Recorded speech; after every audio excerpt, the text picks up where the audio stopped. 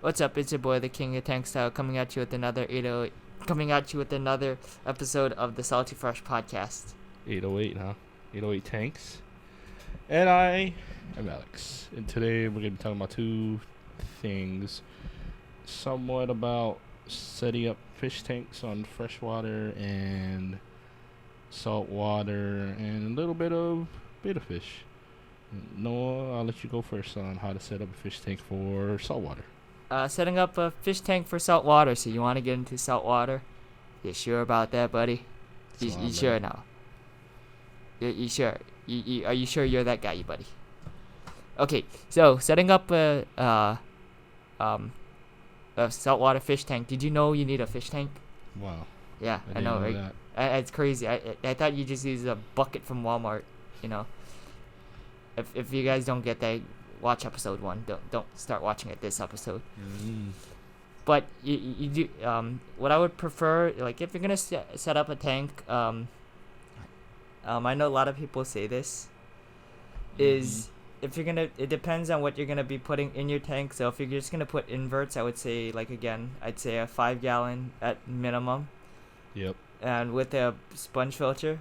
But if you're gonna put fish and stuff, I'd go with the 20 gallon, preferably the long. But for me, if you're like short on space and you have a desk, like if you have a small space like how I have, you can go with the 20 tall. But you can't put as much in there. I know I have a bad habit of putting way too much fish in there. Yeah, glad you admitted it. Glad you admit that. Didn't have to say that myself. Yeah, it's gotten better, but I used to have a bad habit of doing that. But for saltwater, it's totally, like I said, it's like I've said many times over the past 7 episodes, it is a total different ball game than freshwater, because freshwater is usually the same steps, but it's like with extra steps. So it's like you can put, but for substrate, if you live by a beach, like if you live here in Hawaii, you could put. I would recommend you go get sand from the beach and use that. And I mean, there is like trash in there, but you just rinse it out and then you could put in your tank. But what I've found, like a lot of my decorations actually are from the beach. I just get rocks from the water and stuff. And I don't take coral because I think coral is illegal to take from here. You can do the same with that with freshwater. You can take rocks from lakes, but you gotta boil it and stuff first to get rid of the really bad bacteria. Because one good starter fish, going from saltwater is it's called they're called flagtails, but they're right now the batch I have is prone to something called rust, or what's the word? I was just looking at it. It's called velvet. So it looks like a yellowing of the scales, but it also looks like ick.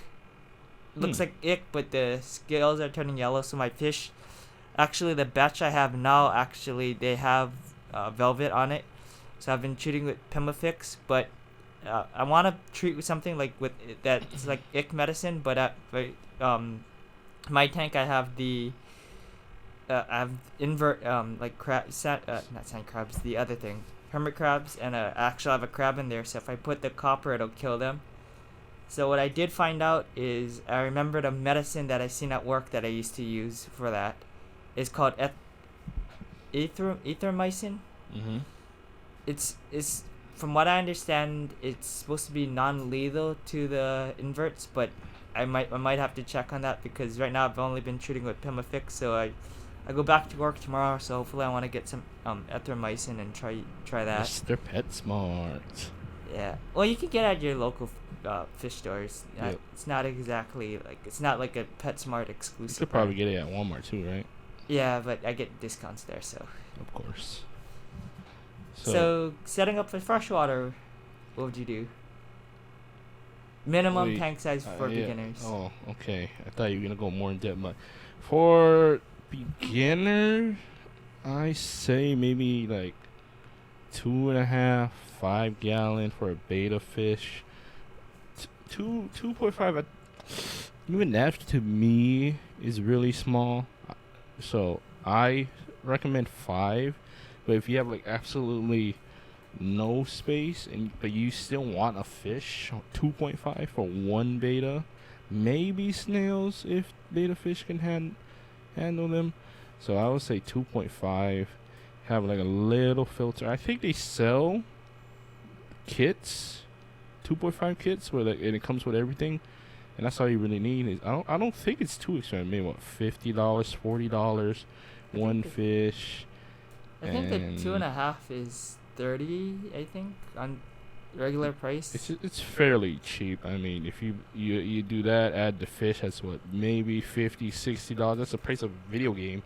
So it's not that hard. It's not that high to take care of a fish. You put them in a proper tank. If you put them in a bowl, then yeah, I guess you could be cheap, but like it's still a living animal. I wouldn't recommend you put them in the goldfish bowls. Nope, not I mean, at all. a beta maybe, but still, I mean, oh. As for water parameters, our apartment, we're lucky to live, is very clean, so we don't need to put what you call it, those water purifiers for fish, water conditioners. But you should, if you know, Hawaii's mostly clean water. I don't know about everywhere else, but usually you're gonna have to do that. I don't think it's that much. Well, I think where my uncle is, the one that works border water supply, I think over there in Mililani they have kind of chlorine, because I think it is. I want to say it's on a well or something like that. So I think he was saying Mililani area, there's like chlorine in the water. But I say just put some water conditioner. Make sure your water is good. Let it sit for maybe, I say the least you could do is an hour before putting a fish in, or I know a lot of people recommend a day, 2 days, maybe in a week. Just make sure your parameters is good, pH is good, and then you can just put the fish, or don't actually not put it right away, but like, put the how should I say, the cup, float it for a little bit, 30 minutes, 1 hour around there, and let them get used to the water, the temperature being about the same, and then dump them in. Don't dump in the pet store water. Don't do that. Don't mix up the pet water. That's not good. So you put them in the net and just pop them in, and that's it. I mean, it's very easy. $6. That's the price of a video game. It's not that bad. I mean, you could save money getting a little bowl, but like, you really want your betta fish to live for like 2 months, or you want your fish to live their full max capacity of what, a year, 2 years, 3 years even. I mean, you're gonna get a lot more out of the beta. He's gonna be a lot more happy. He's gonna be colorful. He's gonna be swimming all the time, very active. So that's what I would say for beginner fish betas, because they're very easy to take care of. You just feed them, turn the light on, feed them, they'll swim around. And also, I strongly recommend getting plants, gravel, of course, and a little hideout, because they do like to hide every now and then. They like to have a place to hide, have a place to feel secure. So get some plants, fake plants. I know some people don't like fake plants. I'm indifferent about it. It doesn't matter to me. Get like realistic looking ones, not like really fake, colorful, like greenish plants. And put them like in the middle, maybe let them swim through it, swim around, because betta fish really like to hide. And there's a little bit more room, like 5 gallon. That's enough room for them to swim back and forth, do a couple of laps. And once you see a betta fish happy swimming back and forth, it's probably one of the greatest joys you ever feel as a beginner. While we're on the topic of betas, what's your favorite type of beta? Crown tail, veil tail, half moon, or twin tail? I know there's another thing called the orchid tail. I don't have a favorite, but one that I want to take care of in the future is a king beta. Oh, the big one. Yeah. There's a king one, and I think there's a koi beta. No, the other one, the plakat or something. Yeah. But the king beta is what I want to take care of in the future. Not right now. I'm not ready to get more fish yet. I'm content with what I have right now. So in the future, I'm gonna get a king beta. Probably make a video about it. Not sure yet. Far in the future, not right now. Not anytime soon. Far, far in the future. I think my favorite type of beta right now, besides the crown tail, is the blue mustard half moon. That's the one I have right now. The 3-gallon. The nice looking one are usually Dumbos or Mm-hmm. the white ones. The They're twin tails. I like the twin tails. the most common ones are crown tails. I know that much. Or isn't it veil tail?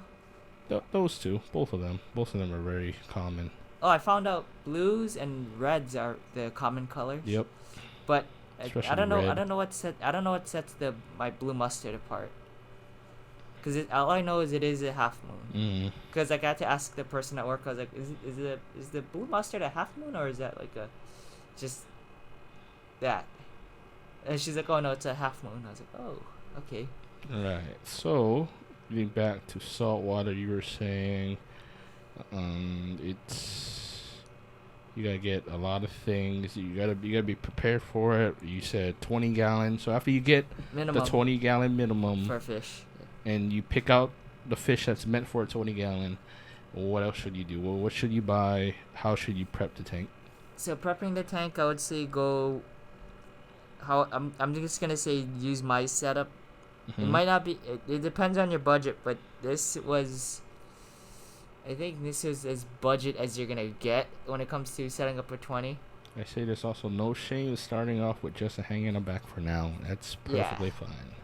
You can do that, but if you're gonna do that, I would recommend going like one up. So if Yep. it comes with the what was mine's the power, like I think it was the PF 20 or 30, something like that.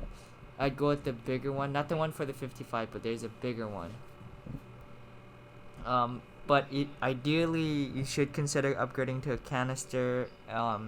Obviously, What you can. if you can, and then if you obviously air hose your aerator. To create current, right? No, that's the blower. That's the power head. Oh. And some people say you need a protein skimmer. You can, but I feel like if you upgrade to a canister, that's already covered. That's just basically a 2-in-1 filter and protein skimmer because of all the stages of filtration. But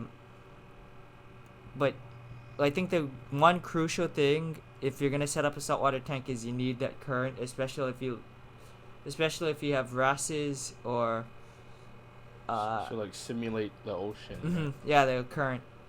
But especially if you're gonna get flagtails, which I like to call the tetras of the saltwater, I would have erythromycin on. Now I'm not saying it's gonna happen, but they're really the ones I've had in the past or ones I have now. Yep. Is they're really prone to that velvet, and they're saying it's like ick. It's like ick. It's like less than ick, but it's just as contagious as ick. Yep. And I'm thinking, what's like right now is I want to say I'm kind of controlling it, but right now I'm like losing. Remember that one time I started losing fish left and right? Yep, I remember. I think with the Pimafix, I'm kind of controlling it because it's still there. But I think what I'm doing is what I'm trying to say is I'm not torturing them because they are eating like normal. It's just that I have a feeling what I'm doing with that Pimafix is I'm slowing it down. So hopefully if I'm not mistaken, if that erythromycin doesn't kill off my inverts, if it says I can use it with inverts, I'm just gonna bomb the tank with that. And Pimafix and Melafix. If you're gonna have rocks and with your rocks and your substrate in there, even though your tank says it's a 20-gallon, don't assume it's a 20-gallon because I've overdosed the 55 with Melafix and Pimafix thinking it was completely 55. You gotta remember your rocks and your decoration displace water too. So what I like to do is I'm not saying that like I don't want backlash for what I'm about to say just because I'm doing this for a good reason. Okay. Is I usually go if like right now mine's is a 20. I usually go 10 to 50. I usually either dose it for a 10 or a 15-gallon just so I don't overdose the tank.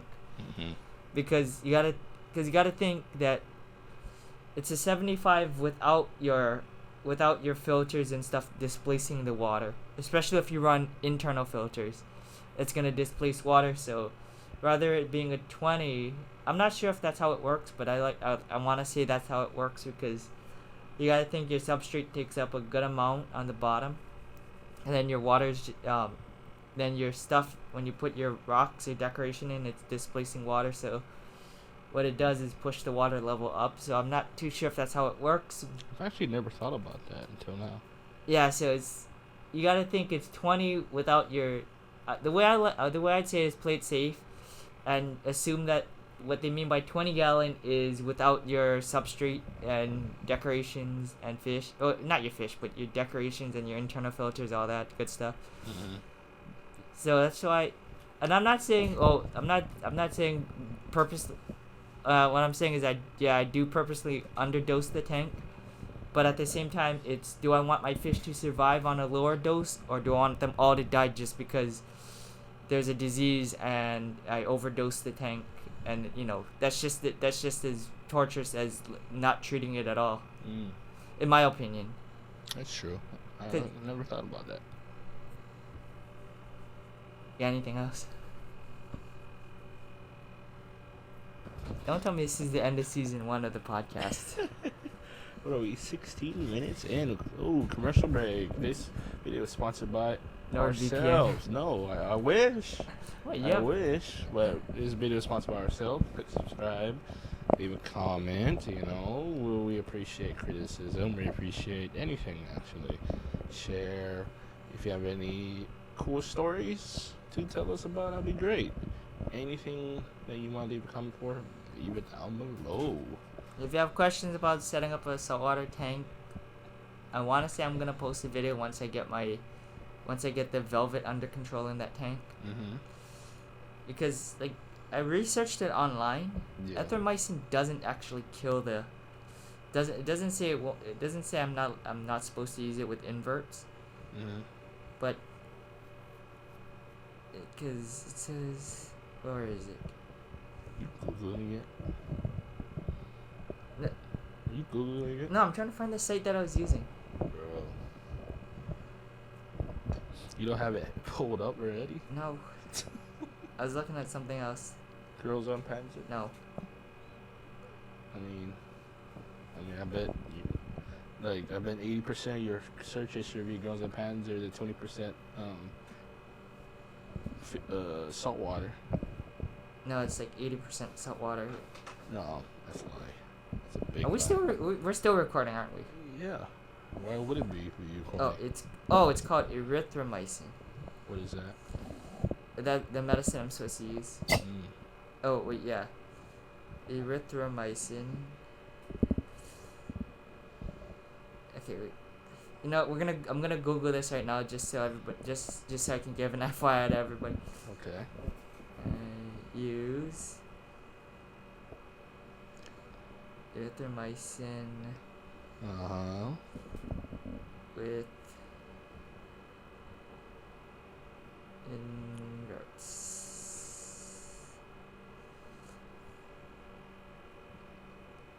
Hey, look at that. API, EM, erythromycin, freshwater, fish, doesn't matter. It's the plant. Okay, so it is saying that this product is indeed safe for invertebrates and plants. That's good to know. Alright, you know what?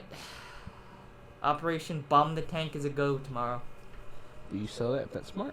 We have it at I'm praying to God, because last time I was there's only one box. Ooh, or you gotta go to your competitor. I need Petco. Ooh. I need that cure. I need the cure right now. The survival of my tank depends on it. Not my whole tank, but my fish that do school. It depends on it. But alright, so that's pretty much this episode. There's some tips, I guess you could say. That we left out. Some tips we never said before. A little beginner guide, as you would say, for freshwater and saltwater. So what I said about betta fish, you can also apply that to any size tank you want to get. So it's pretty much free advice for any of the tank size. But anyway, thank you guys for watching. And remember, why be salty when you can stay fresh with the Salty Fresh podcast? Every weekend, every Friday Or Saturday. or Saturday, whenever you see it on YouTube. Yeah. Alright, bye. Alright.